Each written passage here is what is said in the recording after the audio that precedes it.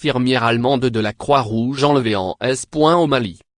Nous sommes profondément inquiets pour la sécurité de notre collègue, a déclaré dans un communiqué Daniel O'Malley, directeur adjoint du SICR pour la Somalie. C'est une infirmière qui travaille tous les jours pour sauver des vies et soigner les gens les plus vulnérables en Somalie, a-t-il ajouté. Le SICR a indiqué être en contact avec les autorités pour essayer d'obtenir sa libération. Selon la Croix-Rouge, l'attaque a eu lieu vers 20h, 17h GMT, lorsque des inconnus armés ont pénétré dans ces locaux à Mogadiscio. Des Somaliens travaillant pour le SICR à Mogadiscio ont indiqué à l'AFP que les ravisseurs avaient pénétré dans l'enceinte de l'ONG par une porte située à l'arrière et emmené de force l'infirmière dans un véhicule. Selon le porte-parole du ministère de la Sécurité, les ravisseurs ont bénéficié de complicité en interne. Il y a une enquête en cours et les premiers éléments obtenus conduisent pour le moment à penser que l'un des gardes de sécurité, des locaux du SICR, est impliqué dans l'enlèvement, a déclaré à la presse Abdelaziz Ali Ibrahim. Les forces de sécurité se sont mises à la poursuite des ravisseurs et ont trouvé une voiture abandonnée qui a été utilisée pour l'enlèvement, a-t-il précisé. Le véhicule en question a semble-t-il été victime d'une crevaison ou d'un problème mécanique, contraignant les kidnappeurs à en changer, selon des sources concordantes. On ignore encore si les ravisseurs ont quitté Mogadiscio ou s'ils s'y dissimulent avec leur otage. Lire aussi. En Somalie, les soldats ougandais meurent et se succèdent. Cet enlèvement constitue la deuxième attaque en moins de 2 semaines contre un employé du SICR. Abdulhafid Yusuf Ibrahim, un Somalien qui travaillait pour l'organisation depuis 5 mois, a été tué le 25 mars dans l'explosion d'un engin piégé placé sous son véhicule alors qu'il quittait les locaux du SICR. Jeudi, le SICR a fait évacuer 2 ressortissants étrangers et plusieurs employés somaliens de ces locaux, selon un membre de l'équipe qui a souhaité conserver l'anonymat.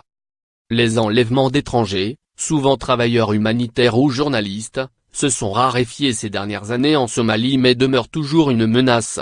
Ils sont le plus souvent le fait de milices ou des islamistes radicaux Shabab, qui négocient leur libération contre d'importants tronçons, parfois au terme de plusieurs années de captivité. Les Shabab tentent depuis 2007 de renverser le fragile gouvernement central somalien, soutenu par la communauté internationale et par les plus de 20 000 hommes de la force de l'Union africaine, la MISOM. Chassés de Mogadiscio en août 2011, les Shabab ont ensuite perdu l'essentiel de leur bastion. Mais ils contrôlent toujours de vastes zones rurales d'où ils mènent des opérations de guérilla et des attentats suicides, jusque dans la capitale et contre des bases militaires somaliennes ou étrangères. Les organisations humanitaires internationales, qui s'appuient dans leurs équipes sur de nombreux Somaliens, sont considérées par les Shabab comme des soutiens du gouvernement fédéral. Lire aussi. Une attaque suicide contre des policiers fait au moins 17 morts en Somalie. À la différence de ceux de nombreuses ONG internationales et agences humanitaires de l'ONU opérant en Somalie, les locaux du SICR sont en ville et non pas dans l'enceinte de l'aéroport international, relativement bien protégé par les soldats de la MISOM. L'aéroport fait office de zone verte pour des ambassades et les agences de l'ONU qui coordonnent la réponse humanitaire aux différentes crises qui secouent le pays. Déplacement de population en raison du conflit, malnutrition à grande échelle liée à la situation sécuritaire, aux sécheresses à répétition ou aux inondations. Le ministre allemand des Affaires étrangères, Heiko Maas, actuellement en tournée en Afrique de l'Est, a déclaré à la presse à Addis Abeba qu'il se refusait à commenter toute situation d'otage. J'ai un immense respect pour toutes les personnes, en particulier les ressortissants allemands, qui travaillent à l'étranger pour venir en aide à d'autres populations, a ajouté M. Maas.